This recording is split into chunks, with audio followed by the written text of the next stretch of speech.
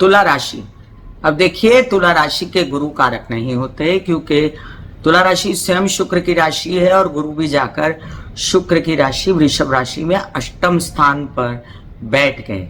अब अष्टम स्थान में गुरु जो हैं बैठकर खुराफात आपके साथ जरूर कर सकते हैं।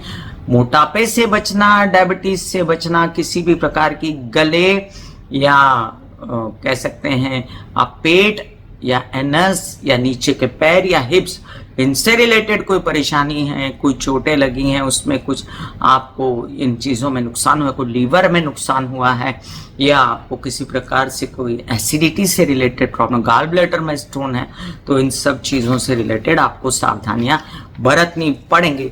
लेकिन क्या गुरु यहाँ पर बैठकर आपका नुकसान ही करा रहे हैं? जी ऐसा नहीं है। व्यावसायिक पार्टनर के साथ, विवाहित जीवन के पार्टनर के साथ मिलके धन कमाने के प्रयोजन किए जा सकते हैं। ससुराल पक्ष के साथ मिलकर कामकाज को आगे बढ़ा सकते हैं और गुरु की दृष्टियां जो हैं वो अच्छी पड़ रही हैं। एक तो द्वादश भाव पे, जो कि गुरु का अपना भाव होता है, तो विदेश रिलेटेड कामों में जो अड़चनें आ रही थी उन कामों से मुक्ति देंगे पूरा करके, और अब खर्चों पर कंट्रोल आएगा। तो याद रखिए, अगर तबीयत खराब होगी और खर्चों पर कंट्रोल आएगा तो ये विरोधाभास वाली बात है। तो इसका मतलब है कि गुरु आपको ज़्यादा बीमार नहीं होने देंगे, क्योंकि द्वादश भाव भी तो रोग का भाव होता है, द्वादश भाव खर्चों का। तो अगर रोग ही हुआ तो खर्चे ज़्यादा हो जाते हैं, लेकिन ऐसे में गुरु कंट्रोल में रहेंगे। अब गुरु आपको परिवार से फुल सपोर्ट, वाणी से लाभ, बोलने चालने, काउंसलिंग, कंसल्टेशन से रिलेटेड लाभ, कुछ भाषण देने वाले लोग, कोई ऐसे अध्यात्म से जुड़े लोग, संत महात्मा हैं, तो उनको भी बोलने चालने में बड़ी नाम ख्याति मिलेगी। अब संचित धन का होना, पैसे आना, घर परिवार में वाहन लेना, प्रॉपर्टी लेना, माता पक्ष से प्रॉपर्टी का लाभ होना, पूर्ण सहयोग मिलना, माँ से, और आपका आगे बढ़ना इस दिशा में, हेल्पर्स वगैरह रखना, स्टाफ का बढ़ाना, ये सब कार्ड्स पे दिखता है। अब यहाँ पर एक चीज़ नेगेटिव हो सकती है, कई लोग शादी के प्रार्थी हैं और कई लोग ऐसा सोचते हैं कि अष्टम भाव में जब गुरु होता है तब शादी कर लो तो ठीक रहता है, लेकिन मेरे ख्याल से वो शादियाँ टिकती नहीं है, बनती नहीं है। तो आपको गुरु बल कम है यहाँ पर, तो जहाँ तक हो सके टालिए ये शादी, और अगर नहीं ही टलती तो आपको दुर्गा माँ की आराधना करके ओम महालक्ष्मी नमः और श्री सूक्त के पाठ करा के आपको आगे बढ़ना है। तो आपके लिए ये गुरु का स्थानांतरण जो है वो कुछ ऐसी चीजें लेके आया कि कुछ अच्छी और कुछ खराब।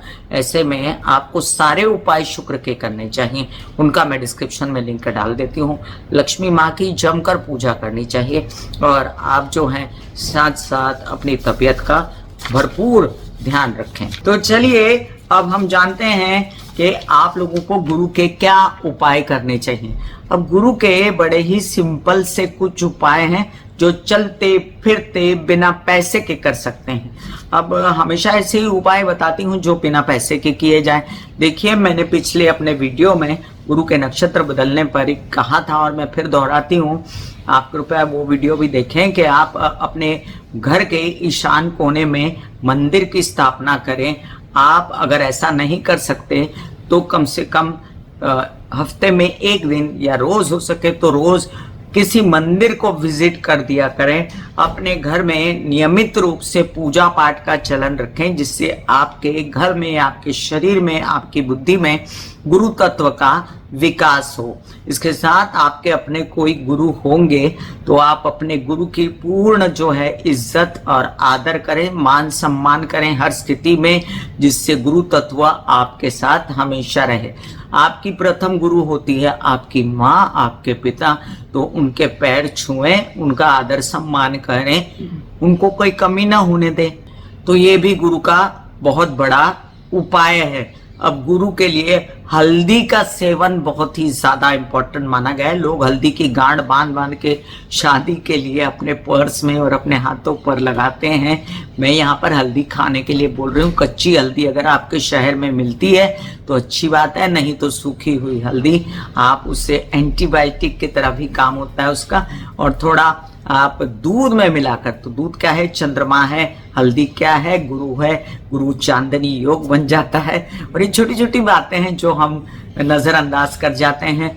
और गुरु चांदनी योग बना के अगर आप वीगन नहीं है, अगर आप दूध पी सकते हैं तो अवश्य हल्दी और दूध का सेवन करें। इससे आपका गला भी ठीक रहेगा। और गुरु का आधिपत्य कहाँ कहाँ होता है, मैं कई बार अपने वीडियोस में आपको बता चुकी हूँ।